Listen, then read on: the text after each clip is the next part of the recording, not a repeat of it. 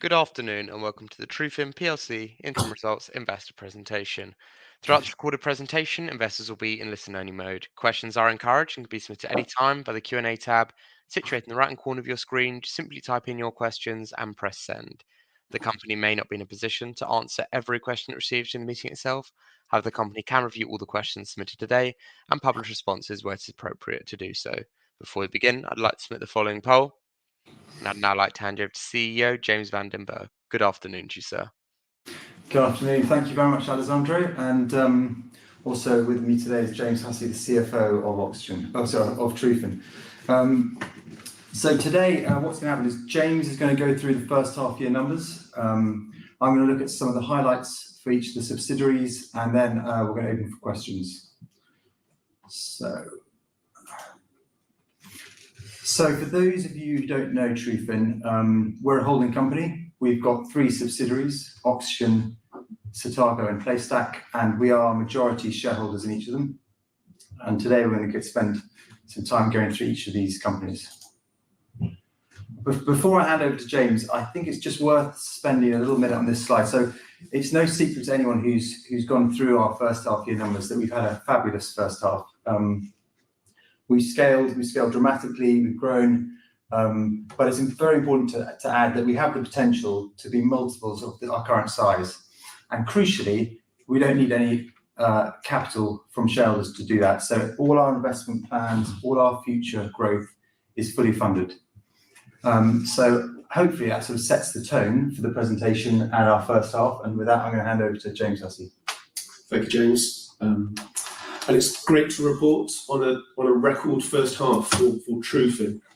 In terms of the revenues for the first half, the group reported 25.3 million, growth of 18 million on the first half of the previous year.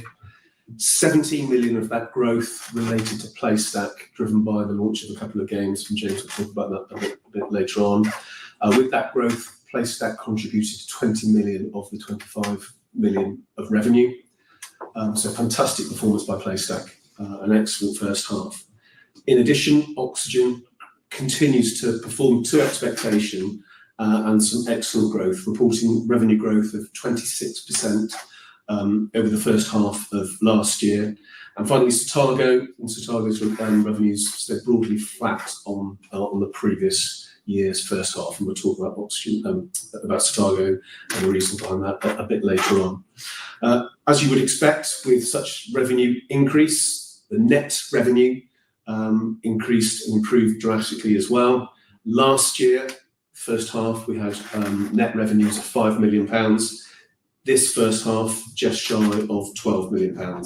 So excellent improvement there. Also, below the net revenue line, other costs stay broadly similar to the first half of last year. Slight increase in some areas, but not materially so. So the net result being that such growth in revenue and such improvement in the net revenue, a good proportion has fallen through to the bottom lines. So we reported our first profit for the first half at £200,000 as compared to a 5.3 million loss in the first half of last year.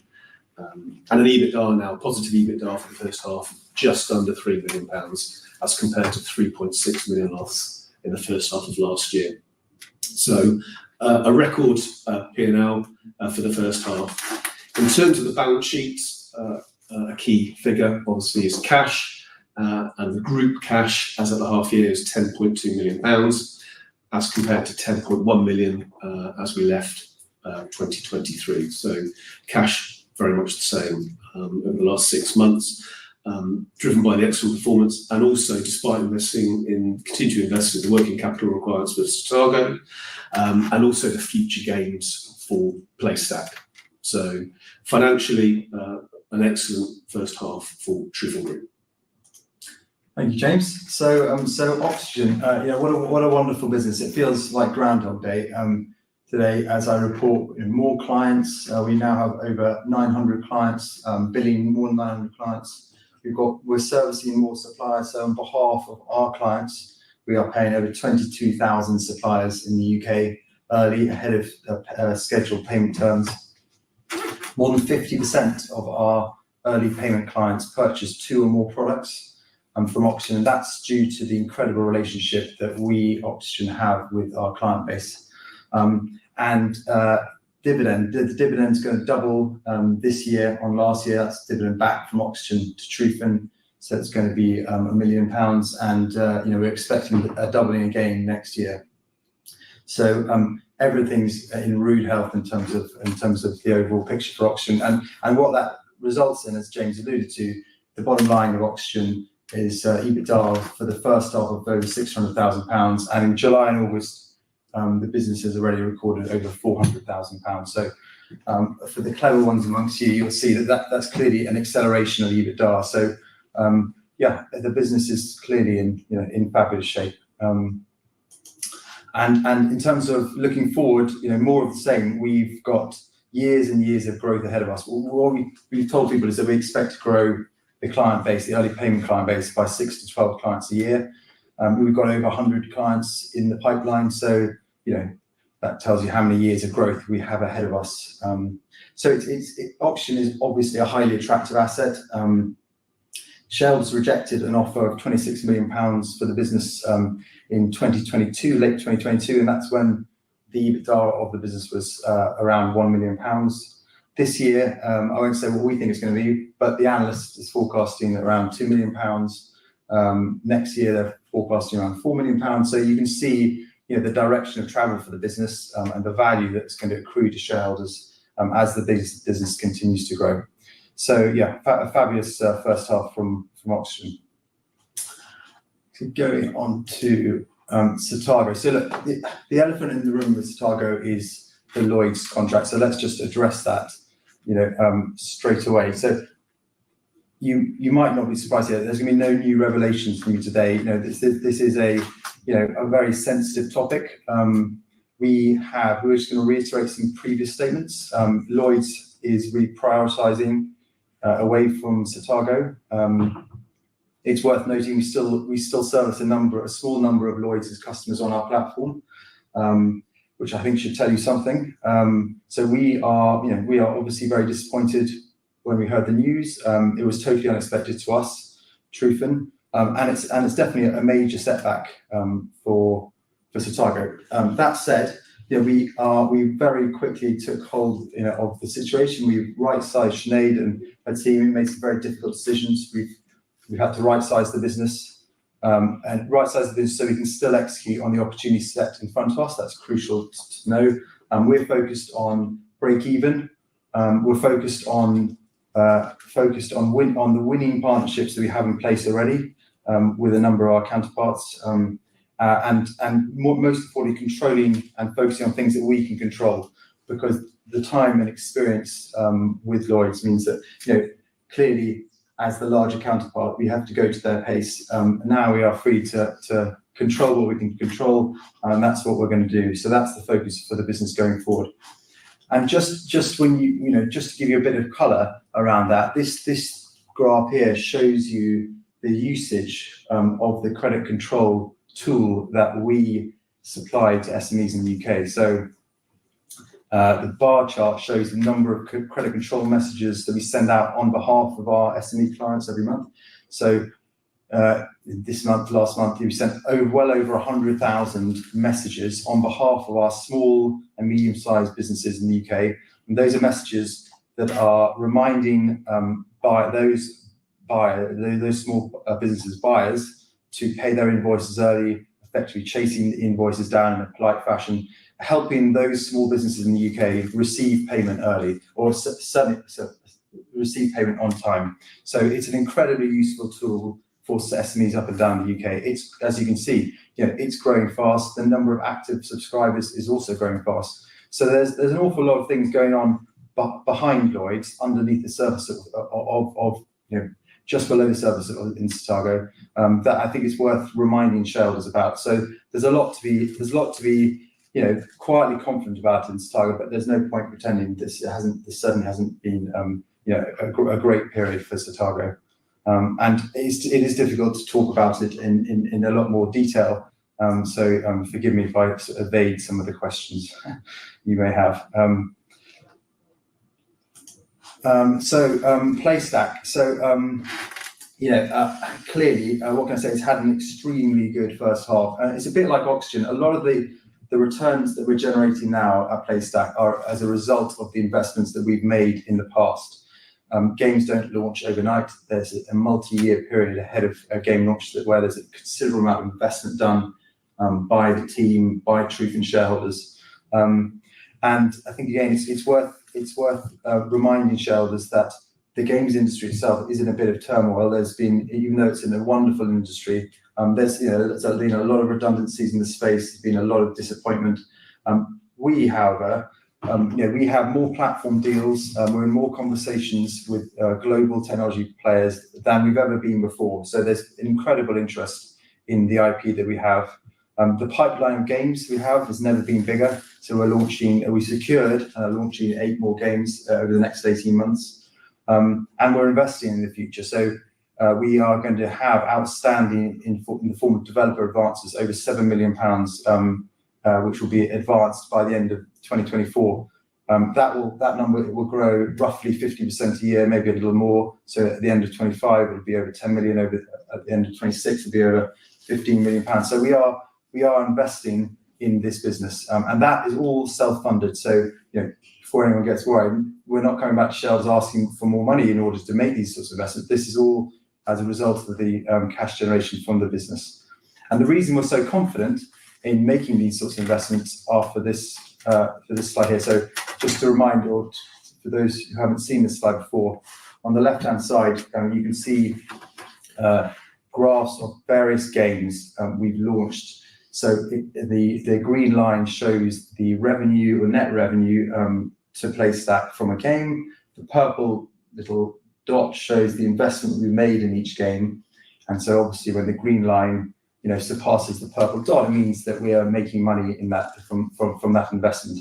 So we have, you can see in game 3, we still haven't recouped the investment we made, and we are unlikely to. We've lost 60, to put it into context, we've lost £16,000 in that game.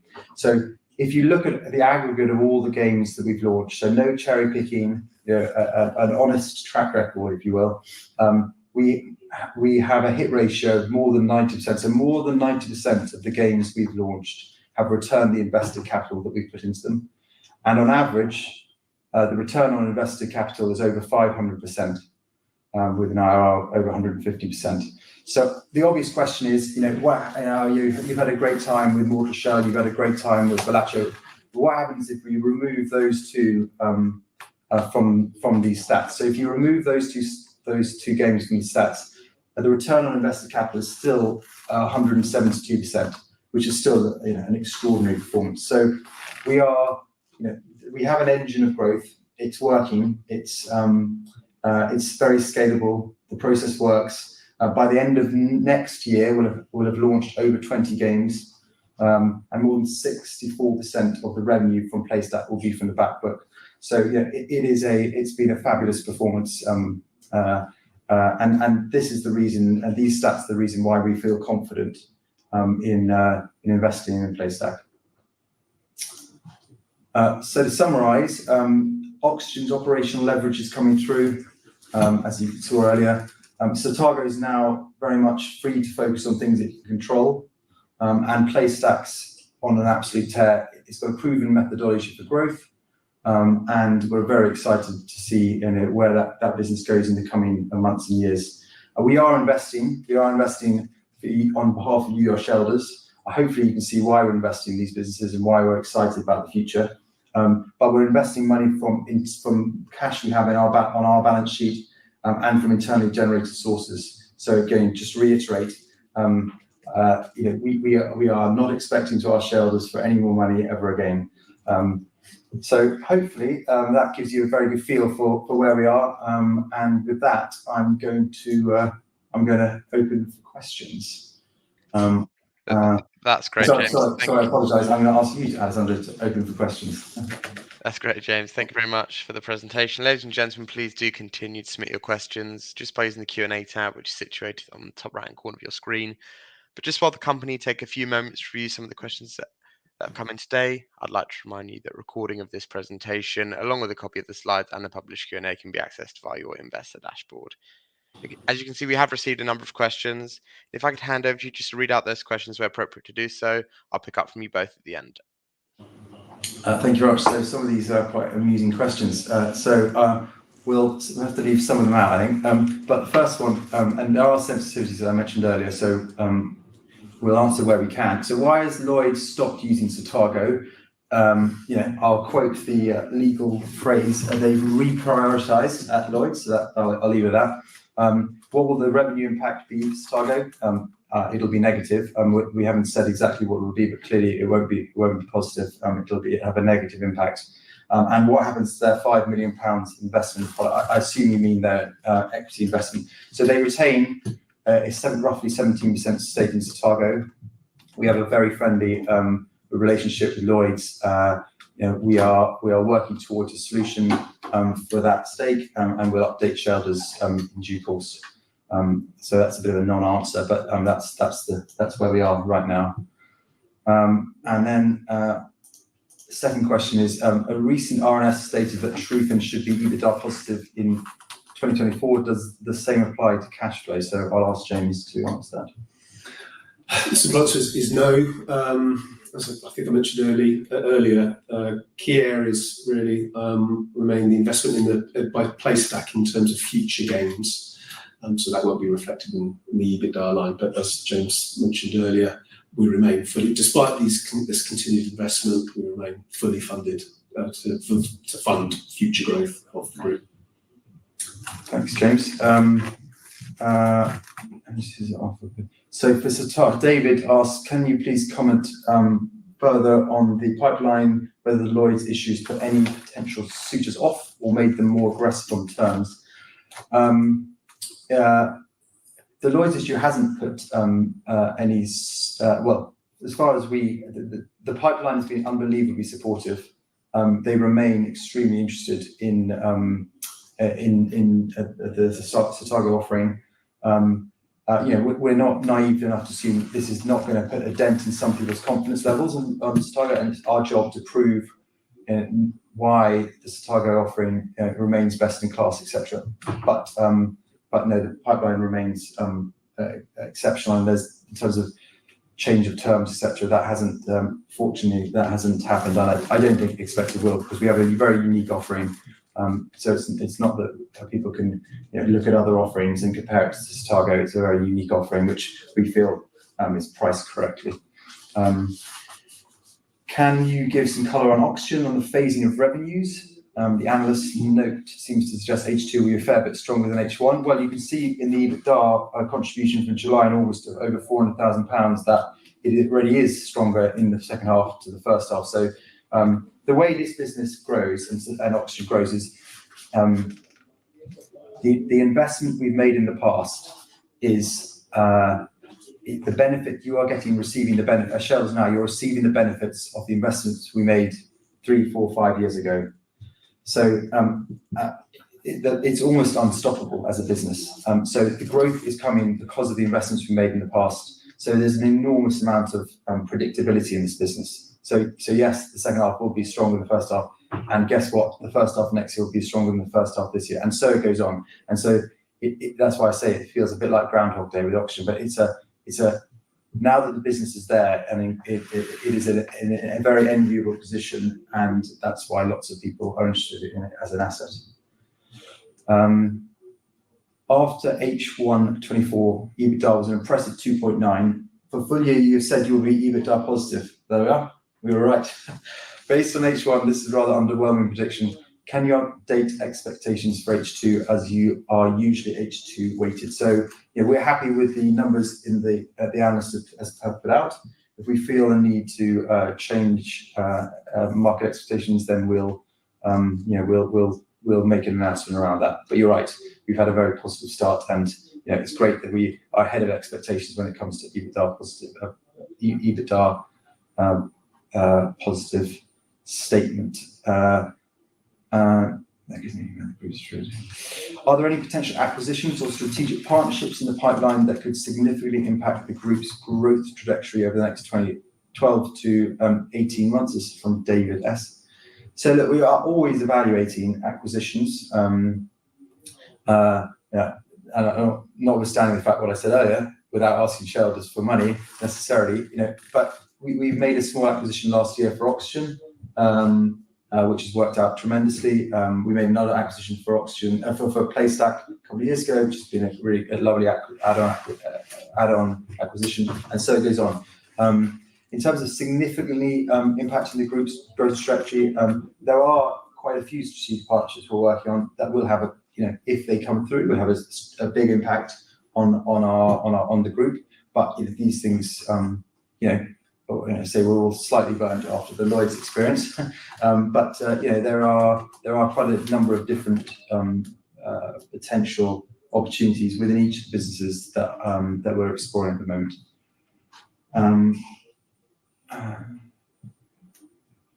So Balatro, PlayStack, can you give any views as to how the sales have trended over the period and ongoing player participation? Trying to gauge the longevity of sales in what's clearly a great game. So on average, players of Balatro have played, this is as of yesterday, have played on average 30 hours of Balatro. Bear in mind, this has only been launched a few months ago. So the average player, including the players that bought the game yesterday and the players that bought the game on the first day, the average player has played over 30 hours, which is an extraordinary amount of hours played for a game. And I think it gives you a little hint about the longevity of the game in terms of the retention of the game, which is really exciting. But it's relatively early on in its life cycle, but everything's pointing in the right direction. Aviator Factor, do we have a full release date? Think of it as Q1 next year. We haven't officially announced it, but Q1 next year is when we have a full release date. That game, that's been Balatro may steal the limelight this year, but Aviator Factor has been another phenomenal game and contributor this year. And an update on the development of Mortal Shell and likely release date. We haven't said when the release date is. That's going to be up for PlayStack to announce and to all the players, the millions of players that enjoyed Mortal Shell 1. But I'll say everything's on track. We're very happy with progress, and we're excited to be announcing the launch day for that game, which will be announced later this year, early next year. This is a long question.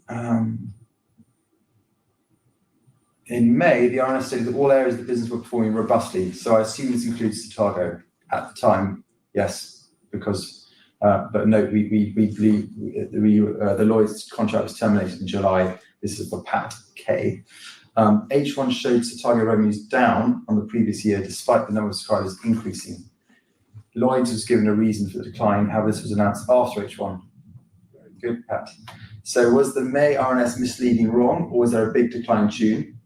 What are the expectations for H2 and longer? Is the Lloyds revenue now zero going forward? So there's a lot of questions in there, Pat.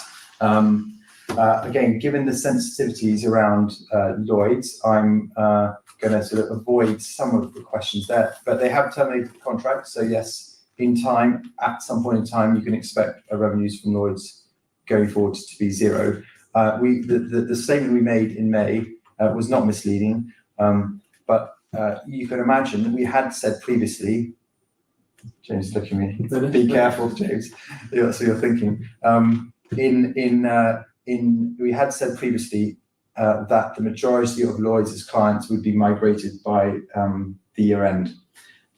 So you can therefore, for that to have happened, you can therefore, possibly predict that the migration wouldn't have happened in the last day of the year. It would have expected to have happened, during the first half and the second half of this year, which obviously didn't happen. So when we made the statement in May, it was factually correct, but then the plan obviously didn't happen as expected by us and Lloyds, and that has obviously had an impact on the first half year revenue. Hopefully that won't get any lawyers on my back. Anything you want to add on that, James? Any update on the Lloyds equity stake and what they're like to do? No update that I can share with you at this time. Do you think it makes sense from Tempe D? Do you think it makes sense in the long term to split the fintech and games business? Many investors won't feel comfortable investing when they don't understand half the business.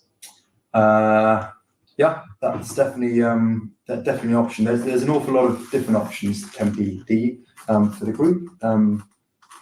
What you suggest is one of them. Sales of the assets, another one. So there's an awful lot of different options we have. And as the businesses grow and increase profitability, it opens up an awful lot of possibilities. And as one of our shareholders we just spoke to now said, good businesses get bought, they don't get sold. So there's an awful lot of as we grow, as these businesses increase profitability, traction, their position in the marketplace, we expect to have significant interest in these businesses. When you look from Matthew E, when you look at capital allocation, if you metaphorically found an extra £1 down the back of a sofa, where are you most likely to invest it? In what area would additional investment be most impactful, Matt? Thank you for that, Matt. It's a great question. So, we're not crying out for equity, for capital. We have enough capital to invest in the opportunity set at Playstack. With Oxygen, if we invested £1 now, we won't get a return on that investment for many years' time because of the nature of the contract, as we described earlier. If you win a contract today, the revenue and the return on that investment won't be for many years. So you're all enjoying now, or Oxygen enjoying the returns of the investments we made years previously. It doesn't necessarily answer the question, but I would say that when you're getting 500% return or 172% return on invested capital from games at Satago, and that's even stripping out the two major winners, it's still 172% return. That's very hard to beat in a relatively low risk way. So that would be what I would say. But James, I don't want to be disloyal to Satago or Oxygen, but I think that's Pat K, another one. Could Playstack be spun off into a standalone company? Yeah, of course, absolutely. It could be. I mean, it's getting there. It's had a great first half. Things are going really well. To be a standalone business, you need to have a certain scale, certain profitability, and it's absolutely getting there. So yes, that's an option.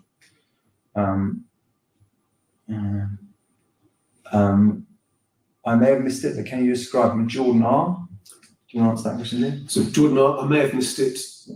Sorry, but can you describe what the non-controlling interests represent on the income statement? Basically, it's it's the proportion of the business is not owned by TRUFIN. So Playstack is 100% owned, but Oxygen has a percentage related to management, and Satago has a percentage relating to management and also Lloyd's as well. And so, depending on the underlying terms of various arrangements, that will relate to those non-TRUFIN shareholders. Thank you, James. So Jeffrey W says, congratulations on the progress. Good work. However, his real issues are the announcement of Lloyd's retrenchment. I think actually I probably won't. I'm not sure if this is. I think Jeffrey's understandably frustrated, as we all are, by the share price performance. I think we can leave that, Jeffrey, for another. I'm happy to talk to you about that if you want, but I can't.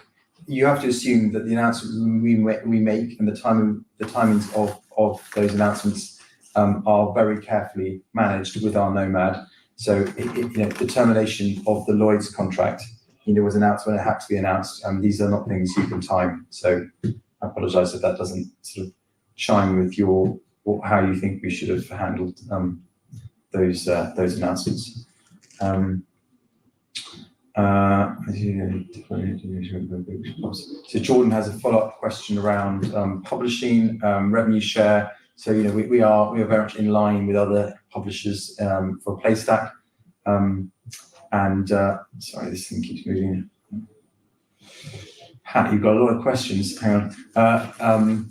And can these games be poached away by bigger publishers? The publisher agreements are rock solid. So there are. We feel very comfortable in our position with our titles.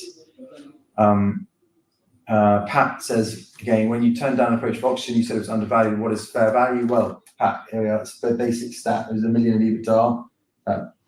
Suited was offering £26 million. Obviously, that was the time when they expected EBITDA to scale. The analyst thinks it's going to be 2 million this year, 4 million next year. So you can determine what you think is fair value for that business.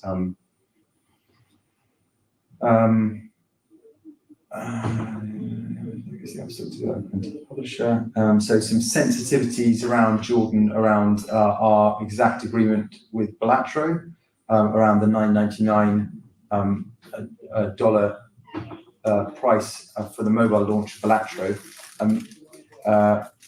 But it's Apple, the Apple Store takes 30%, and then the split between Balatro and PlayStack and the developer, that we've never released and we're not going to release. But think of it as a normal publishing agreement. And from Jordan, and congratulations on the phenomenal quarter. Thank you, Jordan. So I think that is the end of the questions. Thank you very much for answering the questions you can from investors. Of course, the company can review the questions submitted today, and we'll publish those responses on the Investor Meet Company platform. But just before redirecting investors, provide you with their feedback, which I know is particularly important to you both. James, could I just ask you for a few closing comments? Yes, thanks, Alexander. So thank you very much for your time. Thank you for your support of TRUFIN. It obviously has been a wonderful first half, and we're really excited for the future. It's exciting to be able to so confidently talk about our cash position, about the revenue growth, TRUFIN's never been in better shape. So thank you all for your time today, and Jeffrey, I'm happy to answer your frustrations. I recognise your frustrations around the share price. We're doing all we can as management team, as are our broker Liberum, to go and meet new shareholders, etc. But what we can control is what's going on in the businesses, and what's going on in the businesses is excellent. So, but I acknowledge your frustrations. So I'll leave it at that. Thank you once again for updating investors today. Could I please ask investors not to close this session, as you'll now be automatically redirected to provide your feedback in order that the management team can better understand your views and expectations. This will only take a few moments to complete, but I'm sure will be greatly valued by the company. On behalf of the management team of TRUFIN PLC, we'd like to thank you for attending today's presentation, and good afternoon to you all. Thanks, Alexander.